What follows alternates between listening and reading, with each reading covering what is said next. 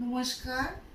নামের প্রথম অক্ষর অনুযায়ী জেনে নিন আপনি কেমন ধরনের মানুষ। প্রথমে হচ্ছে এ, রাগী কিন্তু মনে অনেক বেশি মায়া। বি, অনেক বেশি শান্ত এবং ভদ্র প্রকৃতির হয়, শান্তশিষ্ট ভদ্র প্রকৃতির হয়। এইচ, ঘাট তেরা কিন্তু মনটা অনেক বেশি ভালো।